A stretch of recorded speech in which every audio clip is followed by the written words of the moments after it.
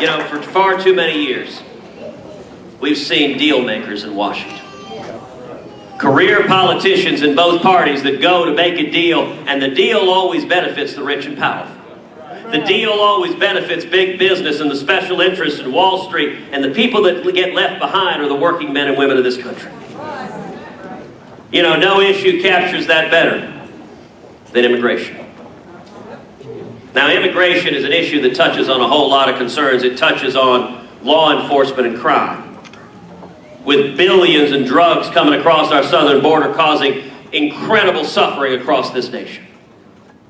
It touches on national security with ISIS and radical Islamic terrorists seeking to infiltrate this country. But immigration is also fundamentally an economic issue. It's about jobs. It's about wages. And it's a great illustration of how both parties are failing the American people right now.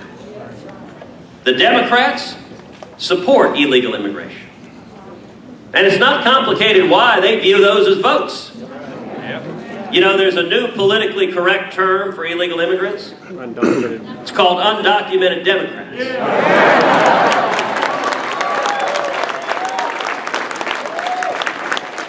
But the sad truth is, far too many Republicans in Washington, they support illegal immigration too, because they listen to Wall Street and the U.S. Chamber of Commerce. They view it all as cheap labor. All the better. Drive wages down. Cheap labor is fabulous from their perspective.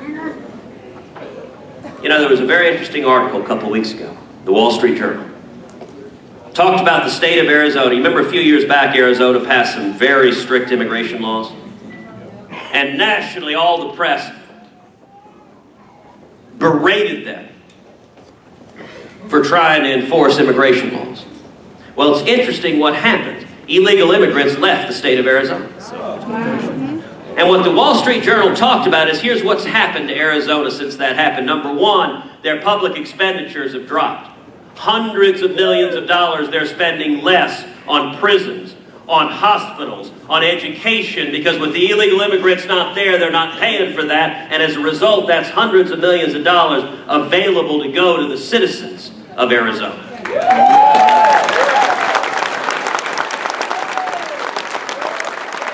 But you know, this article also interviewed a guy who owned a pepper farm. And he was complaining this was terrible because he couldn't find any more illegal immigrants to pick his peppers cheaply. Hire legally. And it really reminded me of the complaint you hear from Washington all the time. Well, gosh, what do you mean we can't get cheap labor anymore? We need that. It's terrible. Well, what the guy had to do is he actually went and invented a new tool to pick peppers. I don't think his name was Peter Piper. But he invented a new tool, and then he went to the community college and he hired Americans to operate that tool, and you know what? He had to pay them a little bit more money. And here's what we've seen in Arizona. The unemployment has gone down. And the wages are going up. The construction industry, carpenters, electricians are suddenly seeing their wages go up. The people paying the wages don't like it, but the working men and women, they sure like it.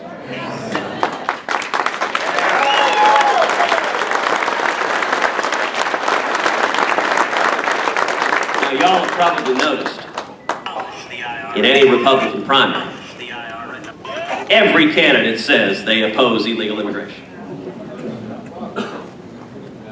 But has anyone noticed that politicians don't always do what they say?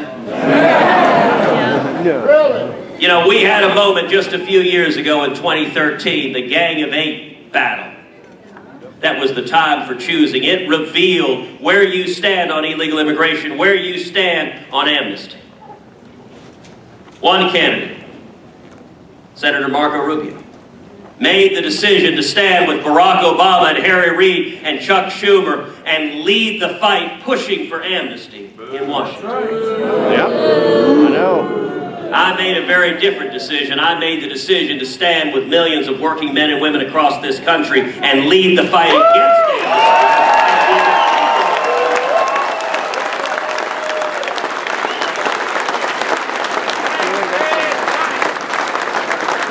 Now, I'm told that Donald Trump talks a lot about immigration. Well, you know, it was very interesting. You know where Donald was in 2013 during that Gang of Eight Rubio Schumer amnesty fight? That's exactly right. Donald Trump was funding the Gang of Eight. The Gang of Eight, 5 of the 8 members of the Gang of Eight received over $50,000 from Donald Trump. Now, I want you to think, how exactly can you pretend to be opposed to amnesty when you're funding the open border Democrats that are pushing for amnesty?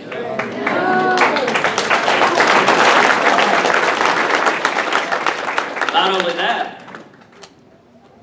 but as we discovered in the debate this week, Donald Trump had a $1 million court judgment against him for hiring illegal immigrants to build Trump Tower. He put his name on it. Maybe it should say underneath, built by illegal immigrants. Now, Donald, to give him credit, he says, well, that was a long time ago. Okay, fine. How about this past week? This past week, it was reported that Mar-a-Lago, his big fancy hotel down in Florida, they're bringing foreign workers in by the hundreds instead of hiring Americans. And I got to tell you, it was amazing. After the debate, Donald did an interview on CNN where he was defending this, and he said, listen, you cannot find Americans who are qualified or willing to work as waiters and waitresses. Now, call me crazy, but if you go down the road to TGI Fridays, I'm pretty sure you can find Americans willing to work as waiters and waitresses.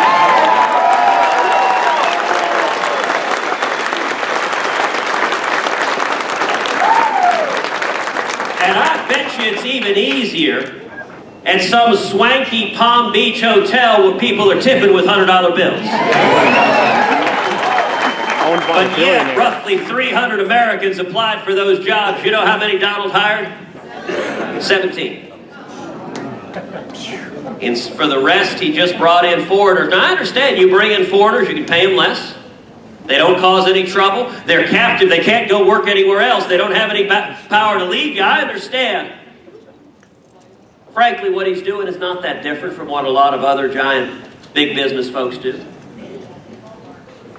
Disney, whole lot of others. But you know what? You don't get to do that. Hire illegal immigrants, refuse to hire Americans, and at the same time pretend you're fighting for hard-working Americans.